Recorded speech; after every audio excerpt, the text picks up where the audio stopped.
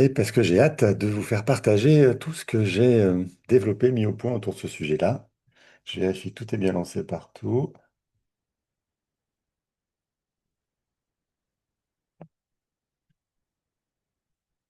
Ça a l'air, ouais, c'est bon.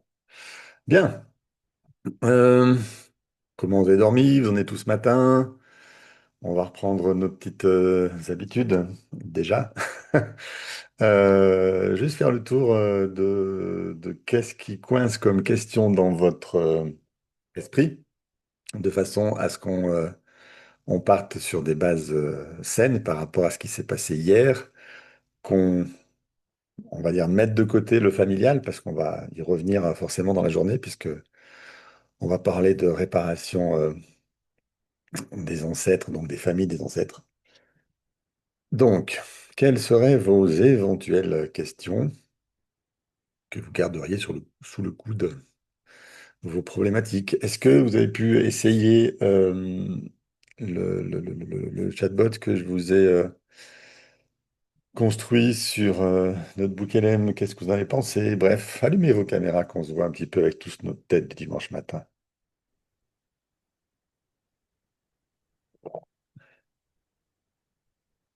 Ben, vas-y, Steph. Il n'y a personne qui parle, donc tu peux y aller. Ben voilà, bonjour. Bonjour.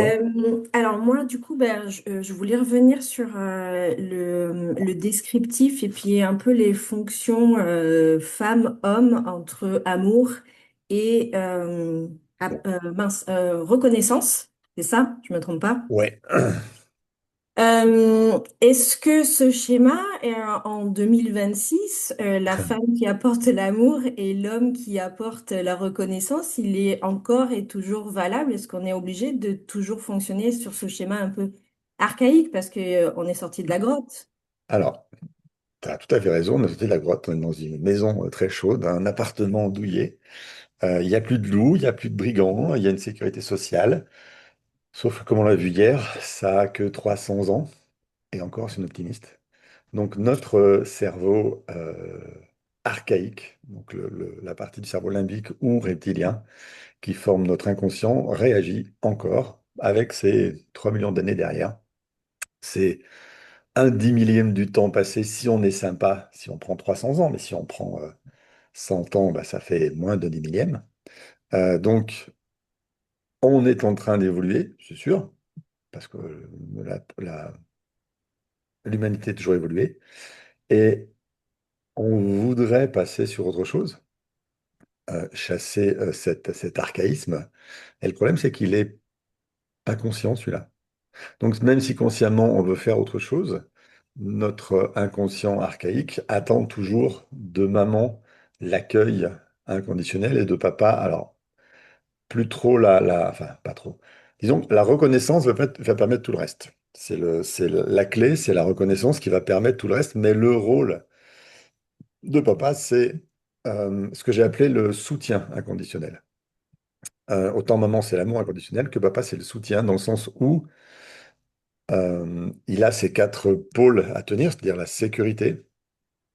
C'est archaïque, bien sûr, mais dans cet archaïsme-là, il y a les traces des majorités. Je prends des gants aujourd'hui, c'est plus compliqué. Euh, je prends. Qu'est-ce que je disais? Faut pas que je dise en même temps. Mon cerveau fait qu'une chose. J'insiste pas. Voilà, archaïquement, il peut pas en faire deux. Euh, Mais on voit bien quand même que la redistribution enfin, aujourd'hui, en tout cas, moi, c'est mon observation, c'est qu'il y a bon, il y a une vraie question autour du clivage homme-femme, mais il y a aussi, un espèce de mélange où les garçons, ils ont du mal à se retrouver dans ce qu'on leur demande en tant que ce qui est attendu en tant qu'homme et que des femmes ne se reconnaissent pas non plus dans ce système apparaît quand même archaïque pour certains qui ne se retrouvent plus dans ces modèles-là, en fait. ok. Alors, il y a plusieurs choses. Ça implique une discussion super intéressante dès dimanche matin. C'est classe. Je vais essayer d'être clair. C'est cadeau. Euh, on a fonctionné sur un modèle archaïque et patriarcal. Alors, je parle de nous en France, bien sûr. Je ne connais pas tous les pays, mais globalement, on a tous la même histoire d'un côté ou de l'autre. D'un côté ou de l'autre de l'ouest ou de l'est, ou du nord et du sud, c'est pareil. Euh, on a vécu dans cet archaïsme-là patriarcal, d'accord? Avec l'immense défaut du patriarcat. Et lui, il est en place depuis que la société existe, globalement. Les femmes ont toujours été réduites à moins que rien par les hommes, à part certaines sociétés-là. Je parle en général, hein, les petits détails, on les aura toujours d'un côté aux autres, il y a toujours les exceptions à la règle. Mais cette société patriarcale a toujours été là. Donc les femmes ont toujours eu cette place-là rabaissée. Et aujourd'hui, j'en parlais un peu hier, le... il y a, comme tu dis, un clivage homme-femme. L'objectif, à mon sens, de l'être humain, c'est qu'on travaille ensemble, chacun avec nos capacités innées. D'accord? Le problème des capacités innées de la femme, c'est quand elles ont été rabaissées, rabattues. Les capacités innées de la femme, énergétiques, d'être dans le cœur pour accueillir. Elles accueillent en elles un enfant, elles accueillent sa vie, elles le nourrissent, elles lui donnent inconditionnellement, puisque c'est leur biologie qui va le faire. C'est archaïquement, il y a toujours cette fonction d'accueil et de nourrir, donc d'accueil, de don inconditionnel. Ça commence dès la conception de l'enfant. Son corps va donner toute son énergie à ce fœtus dans son ventre. Elle, biologiquement, elle ne sait pas décider si oui ou non elle le veut ou elle le veut pas. Elle peut le faire que psychologiquement. Et cette injonction qu'on a aujourd'hui, hommes et femmes, à être ça, ça ou ça, et à pas le vouloir et à pas le supporter, viendrait, selon moi, plutôt de nos conflits. On va rentrer dans encore un autre niveau, euh, jusqu'aux années 50, 60, j'ai envie de dire. Euh, ouais, on va dire même 48 pour commencer. En France, le début de la sécurité sociale. Tant que j'ai pas de sécurité sociale, tant que j'ai pas de chômage, il faut que je travaille pour manger, sinon je meurs. On en est au niveau archaïque, ça s'est pas arrêté depuis là, depuis 1948. Ou, tiens, si je travaille pas, j'ai du chômage et maintenant je peux avoir un RSA, je peux avoir des conditions de survie qui existent. Avant 48, ça n'existe pas. Si je travaille pas, si j'ai pas de travail, la société m'offre rien, je meurs. Donc on est encore dans l'archaïque comme 1948. Donc quand je dis 300 ans, je suis vraiment sympa parce que je parle même pas de se nourrir, d'arriver à manger, à s'abriter, à se nourrir. D'accord? Donc jusque-là, moi, enfant dans le système dans lequel je grandis, si je nais en 48, mes parents viennent juste de commencer à avoir une sécurité de leur emploi, ou en tout cas de leur revenu, ou comment ça s'appelle? Ça, c'est la séquelle de l'accident qui me reste la plus visible. Il y a des fois, j'ai le mot devant moi, j'ai le dessin, et je ne sais pas décrire le mot. Euh, bref, c'est social, sécurité sociale, les allocations familiales, voilà, j'y viens, parfait. J'ai des moyens de subsister, de faire subsister ma famille, donc je suis plus en insécurité. À partir de là, les générations ont commencé à sortir de cette insécurité.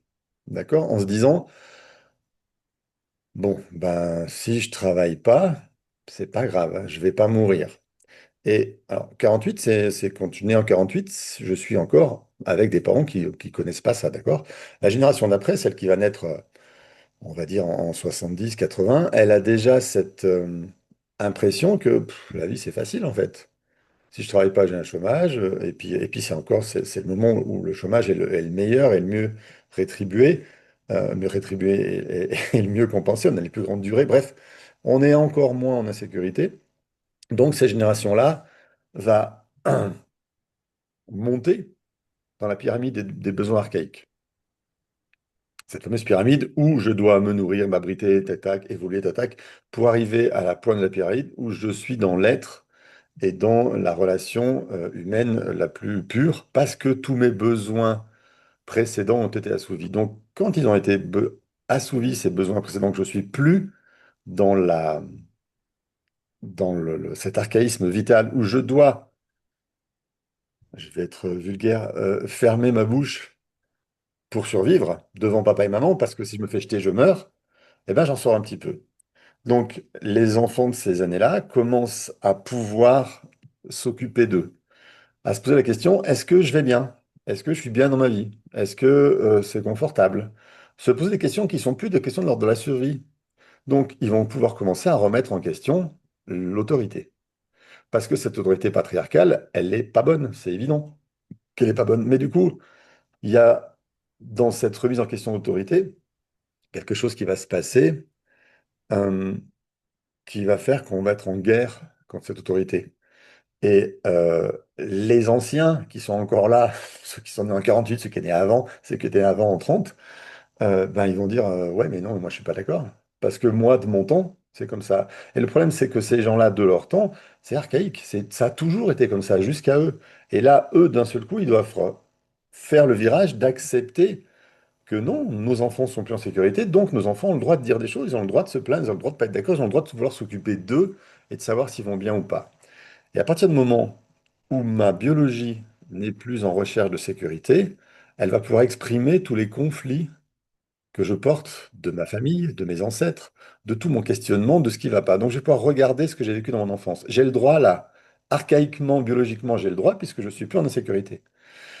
Et donc c'est là que vont naître tous les conflits possibles, imaginables. C'est là que les femmes vont pouvoir commencer à regarder leur statut en disant, oh là là, mais ça va pas, on veut autre chose. Et du coup, c'est là où ça va basculer parce que les hommes vont rentrer en conflit contre le masculin parce qu'il est toxique, il est mauvais, il est méchant dans son patriarcat. Je ne dis pas la généralité, mais globalement, il est mauvais. Donc, être un homme, bah, ça veut dire je suis comme mon père qui est violent et puis qui m'écoute pas, etc. Donc, pour moi, être un homme, c'est pas top. Donc, vont commencer à se développer les questions de est-ce qu'être un homme, c'est bien? Ok, donc des questions sur son propre genre. Et pareil, les femmes, bon, elles ont toutes été écrasées dans ma famille, c'est marre, c'est maintenant je vais être une guerrière, donc être une femme, c'est pas, je veux plus être ça.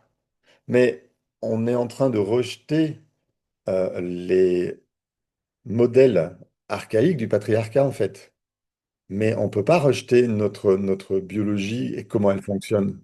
On peut pas rejeter cette façon dont la femme a d'accueillir dans son corps la vie et de l'élever naturellement.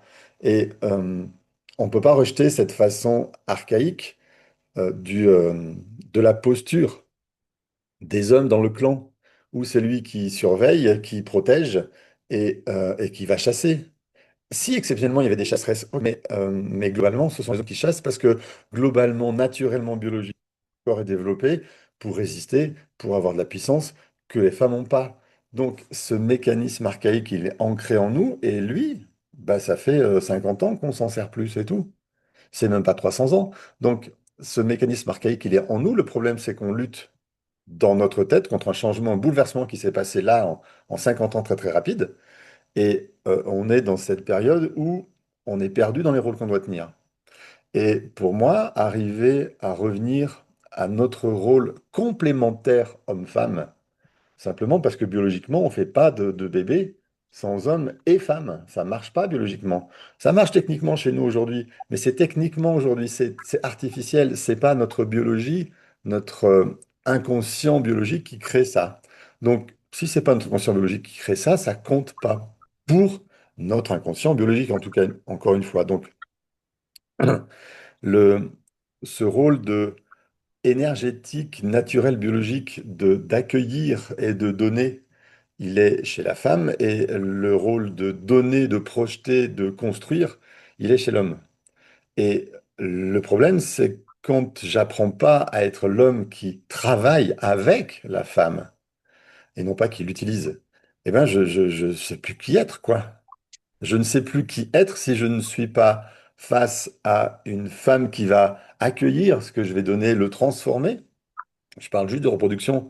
Je donne mon sperme à la femme qui va le transformer en vie et moi, je vais protéger cette vie et cette femme pour que ma famille soit en sécurité. Et alors, qu'elle soit en sécurité parce que parce que je travaille et elle travaille pas. C'est des questions, c'est même psychologique parce que je sais pas si j'ai vraiment envie de travailler pour ça.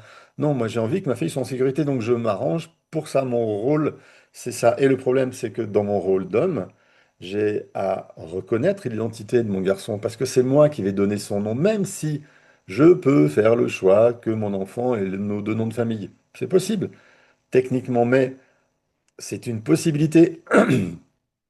Le choix se fait chez chacun et on garde cette lignée de famille. Hop là, hop.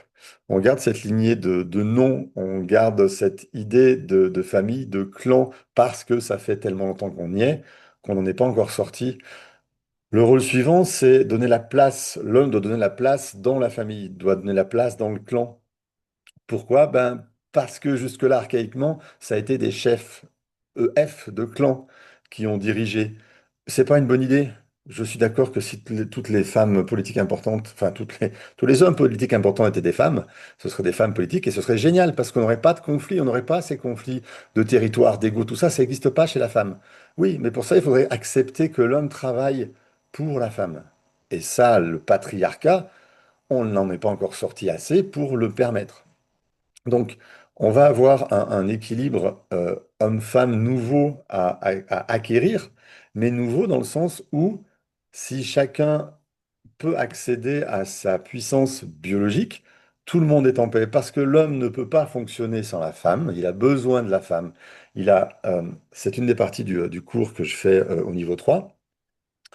Euh, L'homme va nourrir la femme de sa protection, lui permettre de s'épanouir, et elle va pouvoir accueillir ses faiblesses, ses émotions, sa sensibilité, ce qui vont permettre de lui rendre plus fort pour qu'il soit meilleur protecteur. C'est un cercle vertueux qu'on peut établir à deux. Ce cercle vertueux établi à deux, il est absolument antinomique avec le patriarcat. Ça ne marche pas comme ça. Donc avant qu'on rentre en coopération homme-femme, ouais, on passe par un moment un peu délicat. Mais euh, quand vous arrivez à vivre une relation non pas d'égalité, parce qu'il n'y a pas de mesure de valeur, mais de coopération, c'est juste génial en couple. Et ça fait des exemples pour les enfants qui ont un masculin qui soutient un féminin, et puis quand le masculin faiblit, parce que ça lui arrive, il est humain, et ben on a le féminin qui peut soutenir le masculin pour le remettre à sa place et le tenir plus fort. Donc,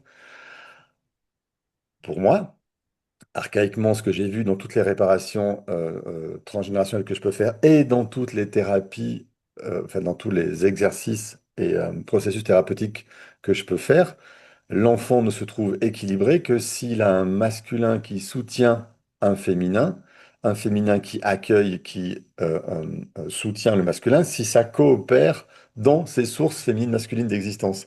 Et lui, il est équilibré là parce qu'il va puiser dans le féminin de sa mère tout l'accueil, toute l'émotion, toute la relation affective qu'il doit avoir avec les autres à l'extérieur et la relation sociale que permet de l'autre côté son père dans sa place, dans sa valeur, parce que cette valeur-là, elle est hyper importante. Un homme patriarcal qui gueule en plein sur son fils, il va jamais lui donner aucune valeur. Il va le faire entrer soit en colère, soit en dévalorisation, mais ce sera jamais un homme qui sera à sa place pour soutenir une femme qui a besoin de la puissance de l'homme. Et je dis de la puissance, je dis pas de la force, je dis pas de la violence. La puissance de l'homme est là pour protéger, c'est son premier boulot. Elle protège la puissance. Elle n'est pas là pour écraser, elle n'est pas là pour se battre, elle est là pour protéger. Donc à partir du moment où l'homme reste dans sa dou- douceur, parce qu'il est épanoui affectivement dans sa relation avec sa femme, il est dans une protection et une présence qui est juste géniale pour l'enfant et pour la femme, bien sûr. Mais ce modèle-là, avant d'y arriver, ben oui, il faut lâcher tous nos conflits parce que depuis des dizaines de générations, les hommes sont violents, les femmes sont écrasées, les femmes meurent en couche parce que les conditions sanitaires sont dégueulasses et les bébés meurent jeunes parce que c'est pareil, le taux de survie est mort. Donc tant qu'on n'aura pas réparé notre histoire transgénérationnelle, donc, c'est l'introduction du jour. En réparant notre histoire transgénérationnelle, on va pouvoir se débarrasser de nos conflits à la fois féminin et masculin, de nos postures à la fois féminines, masculines, blessées, pour nous retrouver, pour se retrouver soi-même en disant, OK, qui je suis, de quoi j'ai besoin, de quoi j'ai envie en tant qu'homme, de quoi j'ai envie en tant que femme. Et là, se poser la vraie question. Parce que tant qu'on porte nos blessures, soit d'enfant, soit dans la partie Z%, soit dans la partie Y% qu'on a vu hier, soit dans cette, on n'est pas nous, on est piloté par nos conflits. Donc, pour moi, personne peut dire je veux ça dans ma vie tant que cette personne-là n'a pas fait tout le chemin d'aller nettoyer, y compris son transgénérationnel, parce que elle va toujours être guidée par ces conflits qui sont des blessures. Anthony, je coupe le micro parce que hop, ça fait du bruit. Vous pourrez le rouvrir pour parler tout à l'heure, mais uniquement pour parler. Enfin, uniquement au moment de parler, je veux dire. Et voilà, je suis perdu. Il m'en faut pas beaucoup. Euh, donc, cette capacité à pouvoir décider qu'est-ce que je veux, moi, dans ma vie, elle est toujours poussée par nos conflits.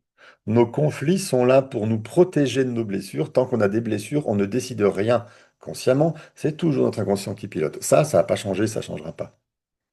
Donc, il y a des conflits, hommes et femmes, il y a une rupture, il y a, appelez ça comme vous voulez, mais pour moi, tout ça est juste dû, pardon, à des conflits qui ne sont pas réparés chez chacun de nous. Et quand je travaille beaucoup en thérapie de couple, et des couples qui s'entendent pas, c'est juste des deux individus, hommes et femmes, qui ont grandi dans deux familles défaillantes, qui apportent leurs conflits de leurs histoires, y compris transgénérationnelles, face à l'autre. Et c'est toujours des projections. On va le voir aujourd'hui avec les dates. Je vais projeter sur ma partenaire de vie, ou mon partenaire de vie, je m'en fous, s'il soit féminin ou masculin, euh, je vais projeter tout ce que j'attends qui n'a pas été réglé de mon histoire. Et s'il lui répond pas, ben, je suis en colère contre lui, parce que c'est un gros con qui range pas ses chaussettes. C'est une excuse parce que à lui, je peux lui en vouloir. À lui, je peux lui en vouloir parce que c'est ni papa ni maman. Et là, je lui rentre dedans. Et les conflits vont naître de cette possibilité-là, de ce rapport amoureux qui n'est qu'un rapport social. Il n'est pas affectif. Avec papa et maman, il est affectif. Donc, mon boulot dans les thérapies de couple, c'est de super vite arriver à trouver le moyen de faire le miroir chez l'un et l'autre pour arriver à ce qu'ils voient, ce qu'ils sont en train de projeter sur leur partenaire. Ils l'ont choisi, là on rentre encore dans un autre niveau, ils ont choisi ce partenaire-là parce qu'il était idéal en termes de date pour représenter la bonne personne et reporter tous les conflits. Et une fois que chacun d'eux a vu ça de son côté, je les fais travailler individuellement sur leur histoire pour qu'ils nettoient leurs histoires et leurs conflits de façon à se retrouver en tant qu'être pur, sans leurs conflits. Et là, on voit s'ils s'entendent ou s'ils s'entendent pas, on voit si leurs valeurs se rejoignent. Parce que si leurs valeurs ne se rejoignent pas, bien sûr que le couple ne marchera pas. Mais si leurs valeurs se rejoignent, c'est génial parce que ça fait un couple équilibré qui fonctionne en osmose. Donc, euh, cette théorie-là, je l'applique depuis que je travaille, en fait, donc 17 ans de cabinet. Et quand les gens arrivent à cette osmose-là, c'est juste top. C'est juste top parce que c'est équilibré. Chacun est à sa vraie place et celle qu'il a envie de vivre. Pas qu'il a besoin, parce que ce besoin-là, il serait guidé par ses conflits, mais celle qu'il a envie de vivre. Ouais, quand je porte certains conflits de certaines choses, même ce discours-là, il rentre pas. Et j'entends qu'il rentre pas chez les gens et je vais pas chercher à le faire rentrer. Et si je l'ai aujourd'hui grâce à ta question, c'est pas quelque chose que j'aborde habituellement parce que je peux commencer à parler de ça aux gens en formation que quand ils ont réglé un maximum de choses. Donc, ils sont passés par le niveau 1, puis par le niveau 2, et qu'on rentre dans le niveau 3. À partir de là, on peut commencer à parler de relations humaines et de relations hommes-femmes. Pas avant, parce qu'avant, nos conflits pilotent. Et, euh, et j'aurai toujours un, 2, 3, 12 personnes dans la salle qui seront pas d'accord parce que les hommes, c'est des cons. Ou qui seront toujours timides, oui, mais parce que les femmes, elles sont dangereuses, elles coupent les couilles. Oui, ben parce que c'est votre histoire et vos conflits, messieurs, dames. Donc, vous ne pouvez réfléchir à cette relation-là que quand elle est apaisée et réparée de votre propre côté. C'est pas l'autre qui est méchant, c'est votre histoire qui vous le fait voir méchant, entre guillemets méchant.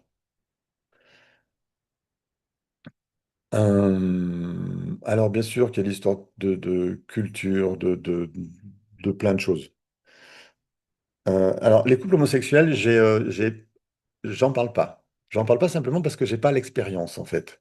Si j'avais assez d'expérience avec des couples homosexuels, je pourrais savoir comment ça fonctionne. Je pourrais savoir euh, comment ça marche. Et euh, je sais pas. Donc, voilà, j'ai pas d'avis. C'est tout simple, j'ai pas d'avis. Les gens ont fait leur choix ou pas leur choix parce que c'est devenu comme ça. Bref, tout ça, je vais m'inquiéter, m'intéresser à ceux qui m'apportent des conflits. Et pour l'instant, les homosexuels m'apportent pas de conflits. D'accord? Si, j'en ai quelques-uns qui ont des difficultés à être en couple. Ok. Eh ben oui, alors quelques-uns, c'est vraiment quelques-uns. Le dernier que j'ai eu, c'était des hommes. Et être en couple, pour eux, c'est compliqué parce qu'ils n'arrivent pas à trouver le bon partenaire. Pourquoi? Bah parce que, il y a des conflits chez tout le monde, mais ils ont juste, pour l'instant, dans ce que je vois, les mêmes conflits que les autres. Donc, quand je serai arrivé à avoir assez d'expérience avec des homosexuels, hommes, femmes, ou n'importe quoi d'autre qu'on puisse imaginer aujourd'hui, et c'est pas le problème, et ben, je pourrais dire, OK, ça marche plutôt comme ça, comme ça. Je pourrais faire des théories. Là, je l'ai pas. Voilà. Je n'ai pas assez d'expérience pour dire, il semblerait que le principe, ce soit ça. J'ai pas ça, donc je vais pas en parler et me poser pas de questions dessus. La question te posera quand les enfants issus de couples homosexuels, puisque du coup, s'il n'y a plus l'homme, il n'y a plus la femme, il n'y a plus, si tu reprends... Alors, oui, mais s'ils ont donc du coup, il a toujours, forcément des parents défaillants. s'ils ont toujours l'un ou l'autre qui porte cette énergie, qui joue le rôle, pour moi, c'est bon, en fait. Donc, c'est pas que biologique, il faut porter l'énergie. Une femme peut porter une énergie masculine et Oui, un homme peut porter une énergie féminine. oui, la question, c'est pourquoi la femme porte cette énergie masculine et pourquoi Oui, l'homme ça, porte c'est l'énergie encore autre féminine. chose, mais Oui, mais c'est pas, ouais. enfin, c'est pas vraiment autre chose. C'est est-ce que cet homme porterait cette énergie féminine comme je l'ai fait? J'étais extrêmement féminin dans l'accueil tout le début de ma vie. Pourquoi? Parce que pour moi, le masculin, il était dangereux. Du côté de ma mère, ils étaient abuseurs sexuels. Du côté de mon père, ils étaient violents et fermés et durs. Donc, être un homme, c'est pas un... Mon inconscient dit non, moi, un homme, ça m'intéresse pas. Donc, j'ai basculé sur mon énergie féminine dans cet accueil-là, qui m'a permis, bien sûr que ça m'a servi à être thérapeute, parce que accueillir les gens, ben, ça se fait avec la partie féminine, d'accord? C'est pour ça que là, devant moi, aujourd'hui, j'ai plus de femmes que d'hommes, parce que ce rôle de thérapeute, c'est d'abord l'accueil. Ça fait partie des trois A. On est dans l'accueil. Et cette partie accueil, elle est vachement plus développée chez les femmes, biologiquement, euh, euh, archaïquement.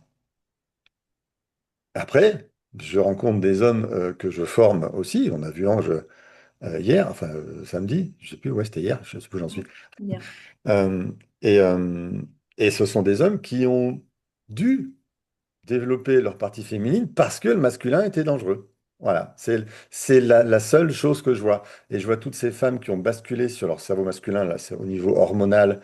On voit ça dans le niveau 1 du décodage biologique. Elles ont basculé sur leur cerveau masculin parce qu'elles ne trouvaient pas les solutions à leurs conflits en étant sur leur cerveau féminin. Il n'y avait pas la solution. Donc, hop, je fais un switch hormonal, peux développer mes capacités masculines. Et là, je peux réagir, je peux survivre, je peux combattre. Et c'est des femmes qui viennent me voir qui ont des difficultés avec leurs enfants, des difficultés en couple, des difficultés parce qu'elles contrôlent, des difficultés parce qu'elles sont en colère en permanence. Oui, et ben, elles sont dans leur masculin, en fait. Et elles sont pas heureuses dans ce masculin-là. C'est pas leur énergie biologique. Oh là là, sous une question trop compliquée, j'en sais rien, moi. Quand tu parles transgénérationnel, un enfant procréé en don d'ovocytes ou de sperme, quel schéma prend-il? Je ne sais pas quel schéma il prend. Parce que l'homme et la femme, j'en vois tous les jours, tous les jours, tous les jours. Bon, je sais parler d'eux. Un enfant né d'un don d'ovocytes ou de sperme, j'en sais rien, j'ai pas assez d'expérience dessus pour me dire, bah, c'est ça ou ça, en fait. Christophe, tout à l'heure, tu as dit, c'est pas lui qui est méchant, c'est votre histoire qui vous le fait voir méchant. Tu peux un peu approfondir ou pas? C'est une histoire de conflit. Si, je prends mon exemple, c'est plus facile de parler de moi. Si moi, j'ai du mal à développer mon masculin quand je suis adolescent, c'est parce que mon père est très fermé, très dur, absolument pas à l'écoute. Et son message, c'est comme ça et puis c'est tout. Je suis pas, Mhm. Je ne suis pas accueilli dans mon identité, je ne suis pas reconnu dans ma valeur, je ne suis pas valorisé parce qu'il ne sait pas faire. Il ne sait pas faire parce qu'il n'a pas appris. Mais tout ça, c'est sa lignée d'homme, en fait. Ça part de ce que je connais dans cette branche-là. Ça part de mon arrière-arrière-grand-père qui a été gazé en 14 et qui est mort quand mon grand-père a 8 ans ou 12 ans, je ne sais plus là exactement. Donc cet homme-là, il grandit sans père. Et s'il n'y a pas de père, parce que sa mère ne se remarie pas, s'il n'y a pas de père dans son histoire, eh ben, il ne peut pas apprendre de, d'un père comment c'est bon d'être valorisé. Il ne peut pas apprendre sa valeur. Personne ne va lui donner sa valeur puisque le, l'enfant n'a pas reçu cette valeur-là de son père. Moi, recevant pas la valeur de mon père, je n'ai pas de valeur, je cherche ma reconnaissance toute ma vie, jusqu'à l'accident. Après, je la cherche encore. Ça met un petit moment à ce que je rentre ça dedans. Et il y a que, je disais, en 2009 que j'ai ouvert les yeux sur qu'est-ce qui me manque pour pouvoir le travailler enfin. Mais, mais ça prend du temps. Avant de redevenir en accord avec le masculin, pour pouvoir reprendre de ma dimension masculine, Euh, et du coup, être en relation équilibrée avec des femmes qui ont développé leur dimension féminine, parce que c'est ça l'intérêt, et du coup, créer une relation équilibrée où chacun est à sa place, chacun est heureux, chacun va soutenir l'autre dans ses capacités de le soutenir, bah là, ça devient génial en fait. Il n'y a plus de conflits. Mais jusque-là, il y avait des conflits parce que j'étais en dépendance affective aussi, parce que ma mère savait pas aimer. Elle savait pas aimer parce que sa grande blessure, c'était d'avoir perdu sa mère, que je suis né juste quand elle est morte et que j'ai servi de réservoir d'amour pour ma mère. Je l'ai sauvée. Bah ben, là, après, partant de là, si j'apprends à sauver les femmes, mes vies relationnelles sont pourries. Parce que je vais toujours tomber sur des femmes qui ont besoin d'être sauvées et que je ne m'intéressais qu'à elles d'ailleurs. Les autres, bon, elles ne m'attirent pas. Et du coup, je vais toujours en prendre plein la figure. Parce que je vais toujours me sacrifier, moi qui je suis, pour qu'elle soit heureuse. Eh ben, je ne suis pas moi là-dedans. Et même si j'arrive à un moment dans la dernière relation avant l'accident à vraiment la rendre la plus heureuse possible, à être vraiment à la place où elle l'attend, c'est vraiment harmonieux pour elle, elle est enchantée, euh, eh ben, elle est enchantée jusqu'à ce qu'elle me dise, ben, si jamais un jour tu meurs, je meurs. Donc je suis complètement coincé. Je suis devenu le sauveur et qui, même s'il n'est pas présent, il va mourir. C'est horrible. C'est horrible parce que c'est toute mon histoire de ma mère qui me rattrape. Si je rends pas ma mère heureuse, elle est pas bien. Et si ma mère, moi, enfant, ma mère est pas heureuse, j'ai pas d'amour. Je nais dans un climat où sa mère vient de mourir 3 semaines avant. Elle est infirmière, elle l'a accompagnée dans son cancer pendant les 9 mois où j'étais dans son ventre. Et j'ai pas de place, moi. J'ai de la place, moi, parce que je vais naître après son décès et qu'elle va reporter sur moi tout l'amour qu'elle n'a pas eu de sa propre mère. Elle l'a pas eu de sa propre mère parce que sa mère a eu 13 grossesses et 8 enfants et qu'elle étant dans les adultes, elle a toujours aidé sa mère, mais elle n'a jamais eu le temps d'avoir d'amour parce qu'avec 8 enfants, on ne peut pas distribuer autant d'amour qu'il y a d'enfants. Bref, c'est un enchaînement de conflits qui font que non, les femmes, il faut les sauver, les hommes, ils sont méchants, point. Voilà, je grandis avec cette structure-là. Et tant que j'ai pas réparé tout ça, où je ne suis pas sorti du rôle de sauveur des femmes, où je ne suis pas rentré dans le masculin qui peut euh, accompagner, assister, soutenir plutôt que sauver, bah, je ne suis pas à ma place et je ne suis pas heureux. Je ne suis pas heureux, je ne suis pas homme, je ne suis pas dans des couples stabilisés, enfin, ça va pas ma vie, quoi.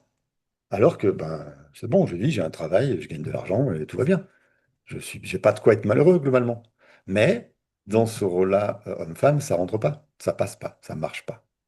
Donc, tout ça, pour répondre à Céline, ce sont mes conflits. C'est mes conflits archaïques, inconscients, qui m'ont fait voir la femme comme un petit être à sauver, parce que je ne connais pas sa puissance, puisque je ne l'ai jamais vue chez ma mère, en fait. Et les hommes comme froids, fermés, violents, donc hop, hop, hop, moi je veux pas être ça, parce que ça, c'est pas bon. Ben voilà, c'est mon histoire, mes conflits. Donc, tant que je suis dans mes histoires, mes conflits, je ne peux pas prendre ma vraie place d'homme que j'ai euh, biologiquement, de façon innée, normalement. Et je peux pas être en accord avec la femme, puisque je ne sais même pas qui est la femme. Je ne connais pas cette femme avec son F majuscule là. Je n'ai jamais vu, j'ai juste vu des gens à sauver, moi. Ça marche pas. Et quand j'ai réglé ça, pouf, ça pèse, c'est réglé. Et c'est épanouissant là. Là, je suis à ma place et là, je suis bien et aujourd'hui, ça roule. Mais il y a 15 ans, c'était absolument pas ça. Ça roulait absolument pas. Et il y a 25 ans avant l'accident, c'était pire. Je ne veux surtout pas m'imaginer comme j'aurais pu être aujourd'hui sans cet accident. C'est la plus belle chose qui me soit arrivée. C'est celle qui m'a obligé à regarder mon nombril et dans mon nombril, derrière mon nombril, ce qui se passait pour arriver à être moi. Je ne peux pas être moi tant que j'ai pas réglé tous mes conflits. Voilà, de la base. Donc je ne peux pas réfléchir vraiment à ce que je veux, à qui je suis, à ce que j'aime et ce que j'aime pas, tant que j'ai pas réglé mes conflits. Tant que j'ai pas réglé mes conflits, c'est mon inconscient avec les blessures qui pilotent. Mais c'est possible quand même que la personne en face, elle soit réellement méchante. Hmm. Pas parce que c'est nous qui la voyons méchante, c'est peut-être aussi parce qu'elle y est Non, aussi profondément. elle est méchante dans son comportement, mais son Oui. comportement de méchante, il est guidé par ses blessures. Oui, mais elle est quand même réellement méchante Oui, face à toi. et pourquoi elle se trouve face à moi? Parce que dans mon histoire, j'ai besoin qu'on me blesse. Parce que c'est ce que j'ai appris à vivre avec mes parents, ce que j'ai appris à vivre dans mes ancêtres. Je vais juste Oui. répéter, répéter, répéter un schéma, parce que tant que je le répète pas et que je le résous pas, la vie va me le reproposer. C'est le principe Ouais, des ouais, ouais. cycles. Rappelle-toi, 32 ans, 16 ans, 8 ans, 4 ans, tout ça c'est un cycle. À 4 ans, cette femme est abandonnée, euh, abandonnée par ses parents chez ses grands-parents. À 8 ans, le grand-parent meurt. À 16 ans, son petit ami. Et à 32 ans, son mari. Elle l'a pas demandé, ça. Mais Non, c'est son inconscient qui l'a placé là parce qu'il lui a proposé plusieurs fois l'abandon pour qu'elle le répare. Et il n'y a qu'à 60 ans, quand elle vient me voir, qu'elle va le réparer enfin. Donc elle a passé 60 années de sa vie à vivre ses cycles et à pas s'en sortir. Bon, ben oui, puis on travaille jeune, mieux c'est. Mais en même temps, avant de voir les cycles, des fois, ça prend un peu d'âge. Il faut des fois dépasser 40 ans avant d'ouvrir les yeux. j'ai du retard alors, 52. Mais non, j'ai travaillé avec des femmes, la plus âgée, elle a 89 ans aujourd'hui, et je l'ai rencontrée il Oh, y a même pas, elle a plus de 89 ans, puisque je l'ai rencontrée, j'étais dans l'autre cabinet, elle avait 86 ans déjà à l'époque, donc elle doit avoir incroyable. 92 maintenant. Et elle est venue travailler sur ses relations avec son mari. Mhm. Ben voilà, c'est pas trop tard. Elle a réglé des choses, et là, elle est en train de finir sa vie heureuse. Heureuse. Oui, mais c'est voilà. Ben oui, C'est ben voilà, c'est pas trop tard. reste un peu de temps encore. Ouais. Sou nous dit, Merci. tu veux dire qu'à chaque abandon qu'on a eu dans notre vie, c'est pas un hasard? Non, c'est pas un hasard. C'est une occasion de réparer un précédent abandon qui n'a pas été réglé. Un précédent ressenti d'abandon. Attention, on est sur le ressenti là. Bien. Est-ce que j'ai répondu à tes questions, Steph? Est-ce que j'ai donné des pistes qui permettent de nourrir quelque chose? Oui, oui, bien sûr. Ouais. Mm.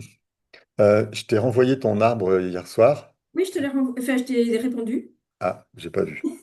Je l'ai Ouais, fait ce matin. parfait. Donc c'est OK pour toi qu'on l'utilise? Oui. Parfait. Bon, bah, c'est bon. C'est bon c'est bon dans le sens je savais pas ce que j'allais faire pendant à peu près 1 heure avant que Delphine arrive. Là, c'est bon. Il y a déjà 50 minutes de passé. 40, ça va régler. Euh, il est très compliqué, même pour des gens qui me connaissent, qui sont en formation avec moi, qui ont déjà passé, on va dire, le niveau 1, donc 5 mois, plus le niveau 2, 5 mois de plus, donc quasiment 1 an, de s'ouvrir à ces positions féminin-masculin. Voilà, il n'y a que ceux qui ont fait ce processus de 35 jours où on va vraiment travailler sur ça, sur les conflits de ce que nos parents, nos sources biologiques nous ont fait porter. Euh, que là, on va pouvoir se rendre compte que, ah ouais, quand même, ça peut apporter ça, c'est génial. Jessica, ça rejoint les attachements sécures, anxieux, évitants. Oui, bien sûr. Après, le système va donner des noms à tout ça.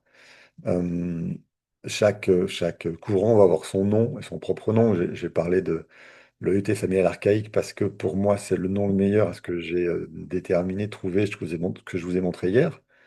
Mais bien sûr que chaque système thérapeutique, chaque courant a son propre nom donné dessus. Et le principe, c'est qu'est-ce que ressent l'enfant? Voilà.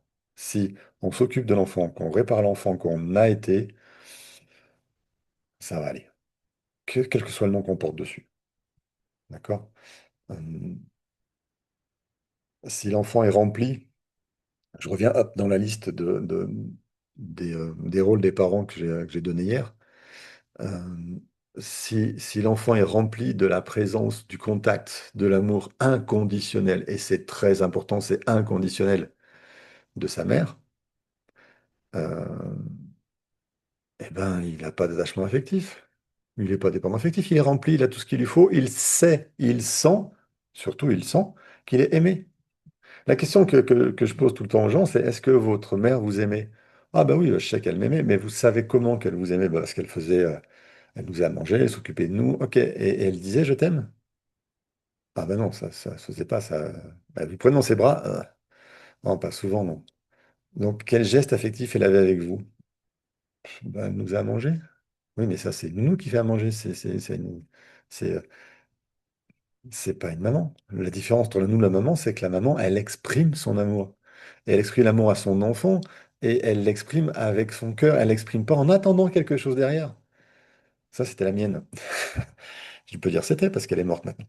Euh, mais bon, je peux dire c'était le passé quand même. Ma mère, elle me couvrait d'amour. Elle me couvrait de bisous. C'était mon cri-cri adoré. T'es merveilleux, t'es fantastique. Oui, mais elle était en train de me nourrir d'amour parce qu'elle avait besoin d'un retour. C'était conditionné. Et j'étais le petit garçon sage, parfait, qui bronche jamais, rien du tout, tranquille, qui est pas malade, qui ouvre pas sa bouche, toute mon enfance. Du coup, j'étais le souffre-douleur à l'école. Parce que bien sûr, à l'école, je me faisais écraser la gueule.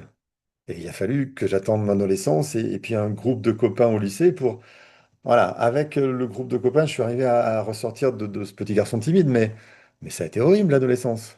L'enfer.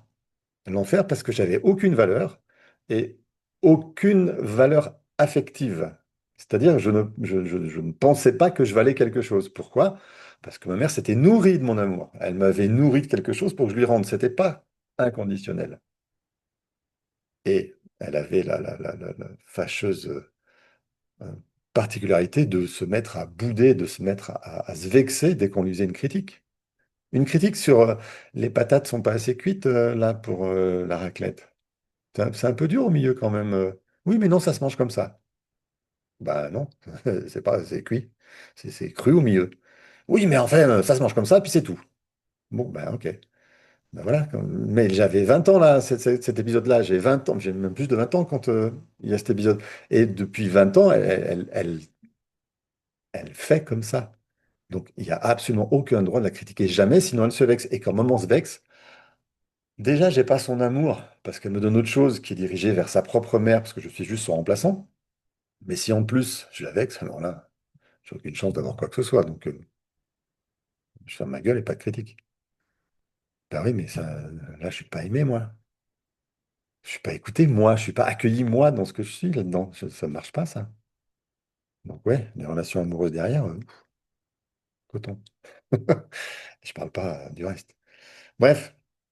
C'est notre histoire, nos conflits vécus chez nos ancêtres, on va le voir aujourd'hui, et chez nos parents, on l'a vu hier, qui vont nous construire. Donc, personne ne peut dire j'ai envie de ça.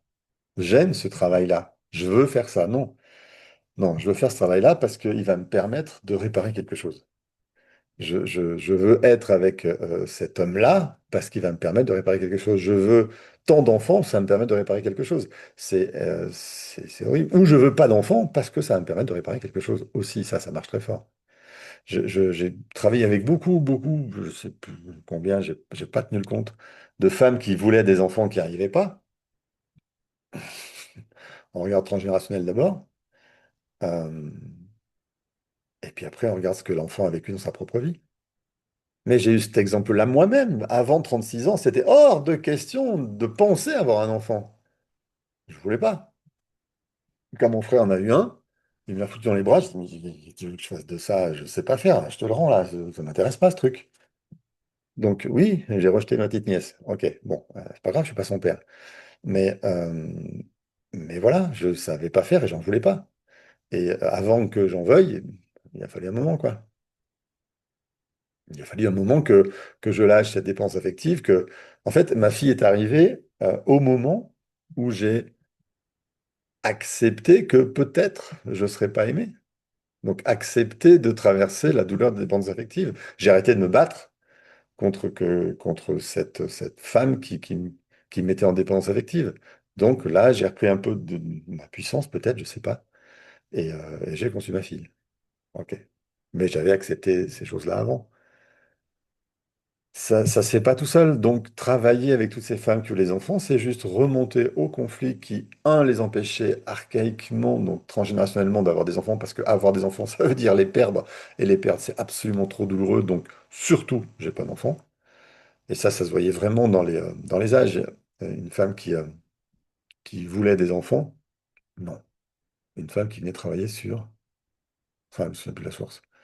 Bref, elle voulait pas d'enfants. C'était global, c'était à côté. Non, je veux pas d'enfants, c'est réglé, ça m'intéresse pas. Voilà, mon métier, ça me plaît bien avec. On a travaillé sur son histoire, on a réglé son histoire transgénérationnelle. Et puis, elle est revenue 6 mois après, parce qu'elle est problèmes avec son compagnon. Donc, on a travaillé sur le compagnon, enfin, sur son histoire avec les hommes. Et puis, 3 mois après, elle était enceinte. Bah ouais, finalement, c'est bien. Puis ça m'a pris d'un coup, là, ce printemps. Voilà, ouais, ok, après cet épisode-là de travail que j'ai à faire, je peux, voilà, je serai enceinte là en janvier, ce sera bon. C'était tellement bizarre. Euh, bon, alors j'ai regardé dans son arbre ce que ça voulait dire. En janvier, elle a 32 ans et 6 mois. Ok. Et bien, 32 ans et 6 mois, c'est l'âge où l'ancêtre sur laquelle on avait travaillé perdait son dernier enfant, le dernier qu'elle avait mis au monde. Après, ils sont plus morts, les autres. Elle était juste arrivée, elle avait projeté qu'à l'âge qu'elle aurait en janvier l'année d'après, ben, elle serait sortie de ce conflit-là, donc elle pourrait avoir des enfants. C'était juste hallucinant de lui montrer ça. Elle pilotait rien, elle avait rien décidé. C'est son histoire qui l'empêchait d'avoir des enfants parce que cette femme-là avait porté des enfants qui étaient tous morts les uns après les autres après leur naissance. Sauf à partir de 32 ans et 6 mois. Après, ils étaient vivants. Ok, donc la douleur est disparue, là, je peux avoir des enfants. C'était hallucinant. Il y a une jeune femme qui vient pareil, je n'arrive pas à avoir d'enfant. On regarde une fois un moment dans une séance ce qui s'est passé dans son histoire avec ses parents. On règle deux petits trucs avec des outils très très simples de PNL. Elle revient 15 jours après, oui, ça va, hein, hein, on travaille sur autre chose. Et puis elle revient encore 15 jours après, donc un mois après, elle me dit, je suis enceinte. C'est incroyable, je suis enceinte, ça fait 3 ans que j'essaye, et là, je suis enceinte. Et on calcule, on regarde, sa grossesse date de 5 jours après la séance. On a débloqué le système dans la séance, 5 jours après, elle est enceinte. Ben voilà, ça fait 3 ans qu'elle essaye. Ok. Donc oui, ce ne sont que nos conflits qui pilotent notre biologie.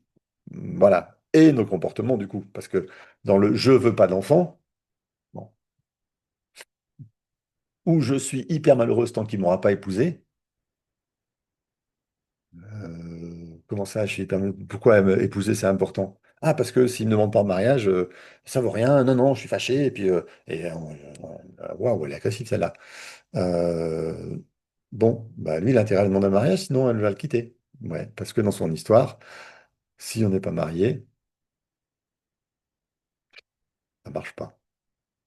Ça marche pas parce que j'ai pas de place, parce que je suis renié par la famille, parce que je vis sous les ponts, parce que j'ai du mal à élever mes enfants toute mon histoire. Enfin bref, c'est son histoire, c'est un conflit. À partir du moment où il y a une position dans un sens ou dans l'autre très déterminée, c'est forcément un conflit. C'est un signe de conflit. Qu'il soit dans X ou dans Y, j'en sais rien au début, mais c'est un conflit.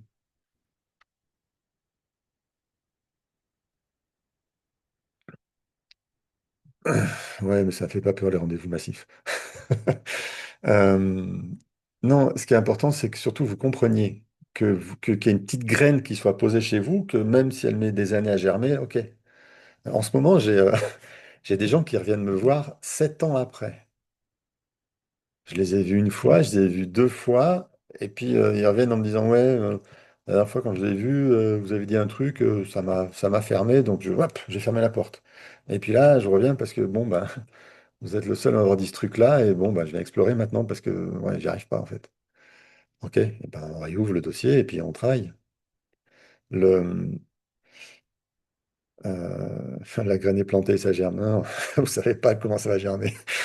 Vous savez même pas si la graine est plantée. En fait, juste le fait d'être là, d'entendre quelque chose, déjà, que ça vous braque ou pas, peu importe, ça va vous permettre de vous ouvrir à un truc différent. Demain, après-demain, dans 6 mois, dans 6 ans, on ne sait rien. Mais ouais, ça me fait plaisir que vous soyez là parce que je sais que vous entendez, enfin, que votre inconscient entend et que même s'il n'est pas content derrière, c'est pas grave. Et que même s'il y en a qui ont décroché depuis hier et qui sont pas là aujourd'hui, ben c'est pas grave, ils ont décroché hier parce qu'il y a quelque chose qui s'est passé et ok, ça marche. Il y a des gens que j'ai vus arriver qui sont apparus 2 heures et qui ont disparu, qui sont jamais revenus. Il y a des gens qui sont sortis du groupe WhatsApp aussi. C'est des gens qui ont écouté des choses que j'ai vues passer dans le YouTube Zoom. J'ai vu passer. Ils ont entendu quelque chose qui leur a pas plu. Si ça leur plaît pas, bah, c'est que c'est un conflit. Et puis, c'est la graine est posée. Et puis un jour, bah, ils vont peut-être revenir en disant, je vous ai vu un moment comme ça m'avait pas plu. Donc, bon, j'étais parti. Mais là, finalement, ouais. En fait, la TEFT, elle va aborder l'humain et ses conflits d'une façon extrêmement particulière euh, et souvent très, très à contre-pied de ce qu'on a tous entendu globalement. Et ça, c'est la richesse d'Alice Miller. J'en ai pas assez parlé hier parce que je n'ai pas fait cette partie de la présentation, mais j'ai 5 minutes. Ouais, je vais tenter de le faire en 5 minutes. Voilà, j'improvise, hein, totalement. J'aime bien. C'est pareil, je vous dis j'improvise totalement, c'est pareil dans la formation. J'ai un sujet, j'ai des trucs à vous donner dans la formation, ok. Il y a un programme, et puis ben, parfois on dérive, parce que quand on dérive, c'est que le groupe avec lequel je suis à ce moment-là en a besoin. Mais ça, je sais jamais d'avance. Alors, est-ce que j'ai là-dedans normalement? Oui. Alice Miller, c'est donc cette thérapeute qui est née en 1912 ou 13, je crois, qui a vécu le ghetto de Varsovie dans son enfance, qui... Ah ben non, c'est pas là, mince. Euh, Ah, je sais pas parler de tout ça hier. Oh, il y a manqué un peu, dis donc. Ok. Ouais. Mince. Ok, ben on fera ça après Delphine, je pense, du coup. Ça fera partie de notre fin de matinée. Elle va pas être là longtemps, elle va pas tarder, Delphine. Ouais, 4 minutes, je vais me lancer là-dedans. Mais ok, je vous prépare ça pendant que Delphine est avec nous.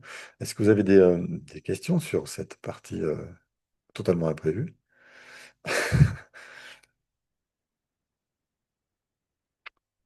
Alors, Jessica, j'ai déjà mis en lumière certains schémas transgénérationnels en cherchant la racine de mes douleurs. Après, c'est la solution que j'aimerais trouver. Ça, la test, elle a la solution. Alice Miller a écrit C'est pour ton bien. On en parle beaucoup en petite enfance. Oui, on en parle beaucoup, mais en parler, c'est bien. Noujoud, Alors, parle pas, c'est j'avais écrit dans le chat que quand tu nous as expliqué tout ce que tu as vécu et bah, tout ça que notre inconscient il nous ramène à notre conflit, je me rends compte que les gens ne savent pas que le ressenti a une solution. Du coup, quand on a un ressenti, même s'il est désagréable, on reste avec et pour moi, sincèrement, pour moi, c'était normal. Parce que vivre le ressenti d'être perdu, je me dis, mais il n'y a pas de solution. Hmm. En fait, j'ai l'impression que le problème, c'est pas que les gens ne comprennent pas que c'est un conflit. C'est on a l'impression que le ressenti n'a pas de solution. Pour toi, si le ressenti n'a pas de solution, c'est que ton ressenti n'a pas été écouté par ta mère. Elle n'a pas apporté de solution en ressenti. C'est tout. Tu as appris de ta mère, parce que c'est elle qui gère le ressenti, euh, c'est elle qui gère les ressentis. Donc, si elle ne t'apprend pas qu'un ressenti, ça s'exprime et quand on l'exprime, ça apporte une solution, bah, tu n'as pas cette notion-là dans ton cerveau. Ah, Archaïquement, c'est pas ancré, t'as pas senti, t'as pas vécu cette expérience-là. C'est juste une export d'expérience vécue ou pas. ah, c'est vrai. Ben ouais. Mais le problème, c'est que c'est être perdu. Ça, c'est difficile. Moi, pour moi, je peux accueillir la tristesse et tout ça, mais être perdu, ça me perd. Pas vu, ça me termine. Bien sûr qu'il faut avoir un axe, des repères pour pouvoir savoir où on va, qu'est-ce qu'on vit, qu'est-ce qu'on est, est-ce que c'est bien, est-ce que c'est pas bien. Il faut pouvoir se repérer et notre conscient a besoin de sens. Ouais, on parlait du sens tout à l'heure, pas tout à l'heure, hier. Euh, il y avait quelques qui sont dans le chat autour du sens. Quand un événement arrive, notre premier réflexe, c'est trouver le sens de l'événement. Pourquoi? Parce que si je trouve le sens de l'événement, mon inconscient va pouvoir classer ça dans une case qui m'évitera de retourner dans ce genre d'événement. Parce que si le sens de je suis écrasé par une voiture contre une autre voiture est trouvé, j'ai, je sors de ce pourquoi, je sors de ma tête et je peux plonger dans qu'est-ce que je ressens et du coup réparer. Le sens, il est important pour nous sortir de notre tête, pour occuper notre conscient à avoir une bonne raison. Donc, il y a des gens qui ont plein de sens. Il y a des gens qui sont des champions du monde pour trouver des grilles de lecture de la vie qui sont complètement éclatées au plafond. Mais ça leur fait du bien, elles ont un sens. Et j'entends souvent des gens dire, voilà, depuis que j'ai mon diagnostic, ça va vachement mieux. J'ai un sens à ma maladie. C'est parce que je suis, je vais dire n'importe quoi, hein. Parce que je suis diabétique et que j'ai cette manifestation-là. Donc, ah, ça y est, je suis content, je suis diabétique. Alors là, ça y est, c'est bon, j'ai un sens. Et des fois, le sens suffit largement pendant des années avant de s'occuper de la maladie elle-même. Ah, ben c'est parce que je suis ça. Moi, je boue à l'intérieur, mais si tu es diabétique, on peut faire quelque chose. Ah, mais non, c'est bon, j'ai le sens, tout va bien, j'ai ce conflit-là, mais c'est bon, j'ai compris pourquoi. J'ai compris pourquoi je suis malade. Et c'est l'immense raison pour laquelle j'écris aucun livre. J'aurais des tas de choses à écrire. Des tas de choses et des trucs, et les élèves me disent, mais pourquoi t'écris pas quelque chose? Parce que en écrivant un livre, je vais parler à l'intellect, ça va mettre du sens. Et les gens ne travaillent plus quand ils ont le sens. Ne pas écrire de livre, c'est quelque part ne pas donner de solution aux gens pour qu'ils soient obligés d'avoir le nez bien, bien plus profondément dans le caca pour dire, OK, il faut que je travaille. Voilà. Écrire un livre, c'est mettre un sens sur un tas de choses. Et vous l'avez vu, vous le voyez encore ce week-end, j'ai des tas de sens à mettre sur des tas de choses. Je peux décoder des tas et des tas et des tas de choses. Mais si j'ai mis un sens sur quelque chose, c'est bon. C'est logique, c'est pour ça que je vais pas bien. Et ça suffit. Et les gens ne vont pas travailler. Donc, Mhm. écrire un livre, c'est donner quelque part, malheureusement inconsciemment, une raison de ne pas travailler. J'ai arrêté. J'ai fait ça longtemps, hein. Il y a une playlist sur ma chaîne YouTube qui s'appelle le Live avec vous-même, où je tirais au sort dans la soirée directement le sujet sur lequel on est bossé avec les gens qui étaient en ligne avec moi. C'était sur Facebook. Euh, Oui, je faisais ça en direct sur Facebook. Et, euh, et pendant 45 minutes, euh, ben, je cherchais, je fouillais, je voulais montrer qu'en moins de 45 minutes, on peut trouver une piste à travailler. J'ai fait 50 émissions, d'accord, pendant un an. 50 émissions, les gens ont trouvé le sens du truc, ils sont jamais venus travailler. Donc j'ai dit, j'arrête, c'est pas la peine de chercher, expliquer le sens. Oui, ça démontrait qu'on pouvait arriver à analyser vite, comprendre vite et trouver des pistes vite. Mais si les gens ne travaillent pas derrière, c'est pas la peine. Ils ont trouvé le sens et ça suffit. La première séance sert à trouver la piste sur laquelle on va bosser. Si les gens ne reviennent pas après, c'est bon, c'est pas la peine. Mais souvent, et j'en ai eu plusieurs après, qui sont revenus dans d'autres émissions. Alors, ça va mieux? Oui, bah, bon, ça va un peu mieux, oui, mais ça va un peu mieux. Ben voilà.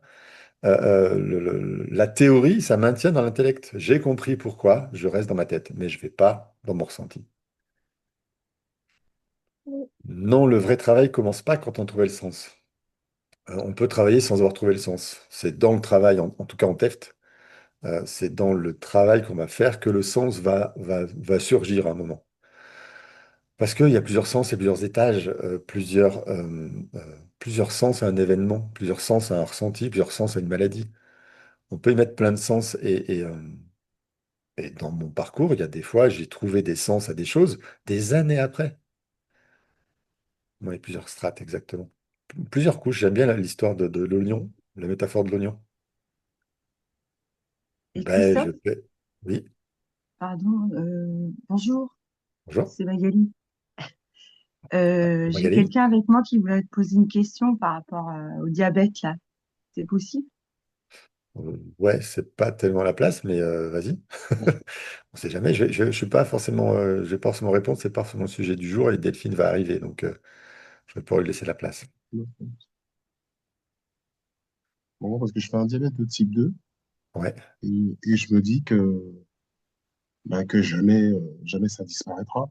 C'est-à-dire que j'ai attrapé ça du jour au lendemain suite à un gros lymphome Ah, ah. et enfin, toutes les corticoïdes qu'on a pu me mettre dans le corps ben, font que ben, voilà, je suis plus de diabète. Un diabète de type 2, mes parents n'ont pas d'antécédents là-dessus. Je veux dire, j'ai aucune. Voilà. Et pourquoi tu dis que jamais ça s'arrêtera?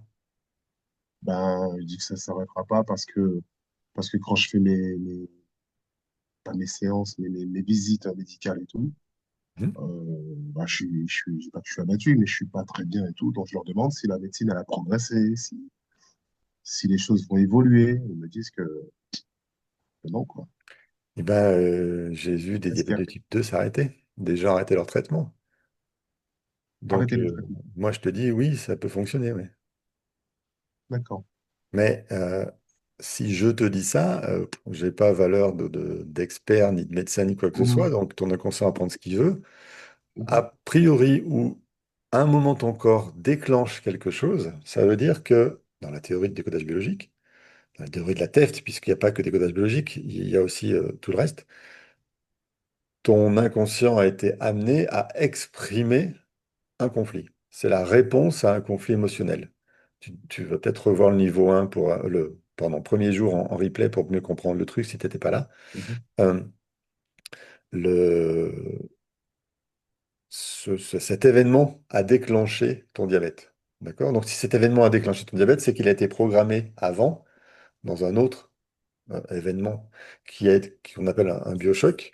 Et ce biochoc, ce biochoc, cet événement a traîné jusqu'au déclenchant où tu déclenches ton diabète. Donc, ça correspond parfaitement à la théorie du décodage biologique. On remonte au programmant, on règle le conflit émotionnel sur l'événement et ça disparaît. D'accord. Donc, non, Ok. j'ai, jamais je peux dire à quelqu'un, ça va pas marcher. Mais pareil pour le cholestérol, pour tout, pour tout. Ouais, En ouais. fait. Qui me pose, toutes les maladies sont, dans la théorie du codage biologique, dans la mienne aussi, en TEFT, sont dues à des conflits émotionnels non réglés. Tous les comportements, toutes les décisions, tout ce qu'on fait dans notre vie, tout ce qu'on vit dans notre vie, on n'a rien décidé. D'accord? Mhm. 85%, c'est notre inconscient qui décide. Et biologiquement, c'est lui qui décide, c'est pas vous. Si vous décidiez quelque chose biologiquement, ça se saurait. Tiens, bah, demain, j'arrête ma grippe. Bah non, on ne peut pas arrêter sa grippe demain. On va la vivre parce que notre biologie, elle a besoin d'exprimer. Ok. Maintenant, si on cherche, on trouve la source, qu'on la répare, ouais, bah ça s'arrête. Parce qu'il n'y a plus besoin de la solution biologique contre le conflit émotionnel. Merci, monsieur qui est avec Magali, dont j'ai pas le prénom. Franck, Franck, merci pour ta question. d'accord. Euh, on va passer à Delphine, qui nous dit qu'elle est connectée. Si elle ouvrait sa caméra, ça serait cool. Et surtout mon Delphine. micro. Bonjour. Ouais, bonjour. Voilà, t'es au centre. Ok. Oui, je voulais pas trop déranger, donc j'ai dit je me mets discrète au départ. Oui, bah, ça fait 5 minutes que je dis, mais qu'est-ce qu'elle fait, Delphine? Et j'ai pas Mais vu si, ton c'est pour ça message. que j'ai envoyé un message sur le chat. Mais ok, je pensais devoir envoyer bien. Bref. Bonjour Delphine, merci d'être avec nous ce matin. Tu as terminé le cycle de formation. Ah, ta caméra ne marche plus. Ah, mhm. Ça va être tout noir. Ah, essayez de se connecter par moment. Ah oula, c'est ton réseau. C'est peut-être plus mon réseau Ouais, Internet. c'est ton réseau Internet, exactement. Ah bah, ça va être sympa. Euh, T'as une photo de toi pour mettre en fond d'écran? alors, attendez, j'ai peut-être une solution. Restez par là, j'arrive. Ah bah, de toute façon, nous, on est chez nous depuis un moment, donc on va pas bouger. Euh, le diabète type 2 peut être résolu également si la personne fait attention dans son alimentation. Alors,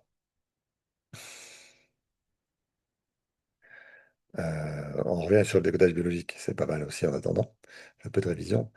Bien sûr que l'alimentation, bien sûr que les événements extérieurs, bien sûr que les produits chimiques, bien sûr que tout ça va induire des maladies. C'est évident. Notre biologie ne peut pas fonctionner normalement si on n'est pas dans un cadre sain biologiquement. OK. Mais si tout le monde qui avait été dans des usines où il y a de l'amiante développait un cancer de l'amiante, je dirais, OK, c'est bien l'amiante. Or, 100% des gens ne développent pas ce cancer de l'amiante. Donc, s'il n'y a pas 100%, ce n'est pas un cancer biologique dû à un événement extérieur. C'est je développe ce cancer de l'amiante parce que émotionnellement, j'en suis là. Ça marche toujours pas, Delphine. Et ton micro est toujours fermé. Donc, oui, je ne peux pas nier qu'il y a des conséquences à cause de produits, une irradiation, une irradiation va créer des brûlures, va détruire les organes, point. Et puis ça, c'est un événement et c'est réglé. Là, tout le monde y meurt. Tout le monde en meurt, pardon, de cette irradiation. Tout le monde y meurt dans cet accident, je voulais dire. Euh, Ça, c'est OK, c'est réglé. Un accident d'avion, c'est pareil. Mais quand il y a quelqu'un qui survit à un accident d'avion, OK, c'est quoi son histoire à lui? Pourquoi il survit? Et pourquoi cette personne-là, ce jour-là, qui devait monter en avion, l'a pas pris?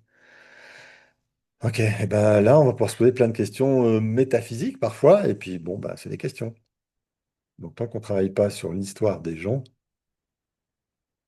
détaillée, ça marche pas.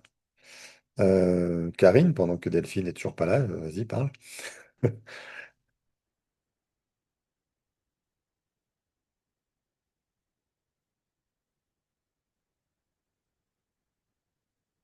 Karine. Ah bon, on a perdu Karine. Ouais, son écran est figé. Le site disant que votre connexion Internet, c'est pas chouette, les gens.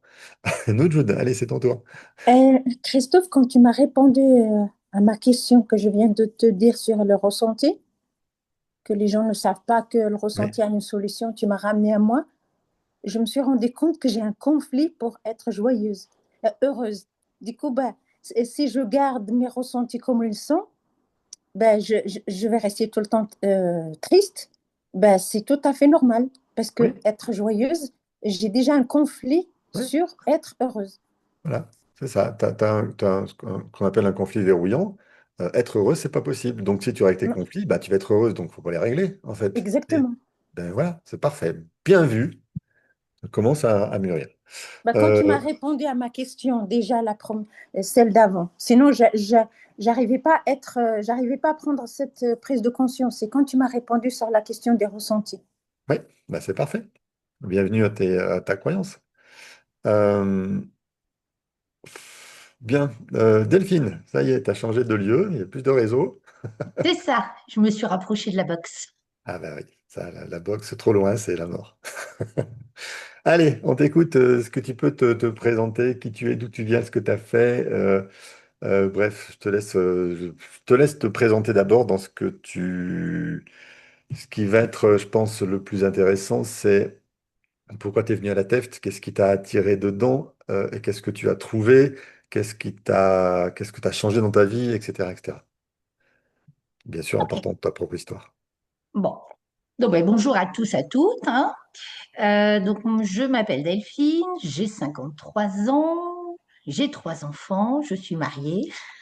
J'habite à 15 kilomètres de Montpellier, sur la commune de Mirval. Donc moi, l'histoire, elle commence bah, très loin, hein, 53 ans, même avant. Mais non, j'ai un accident, il m'est arrivé un accident en 2010 où j'ai pas pris la mesure de ce qui se passait. Et 3 ans plus tard, à la même date, tiens donc, m'arrive un nouvel accident, mais cette fois-ci, donc là, en forme de maladie, où là, je suis obligée de m'arrêter. Voilà. Donc, je prends là, je décide à ce moment-là de travailler sur moi-même et de faire pas mal de choses en développement personnel pour essayer de comprendre ce qui se passait, parce que j'avais des dates qui se répétaient, des histoires de famille. Moi, j'ai perdu mon père, j'avais 15 ans. Voilà, il arrive la même chose à ma sœur avec ses enfants. Voilà. Donc, il se passe plein de choses dans la vie qui résonnent. Donc, le transgénérationnel, le clan, l'arbre, c'est des choses qui étaient là autour de moi. Euh, et puis, en 2022, je perds mon frère qui décède de la même maladie que mon père. Pas au même âge, mais presque, voilà. Donc là, ça me revient me mettre en plein fouet qui se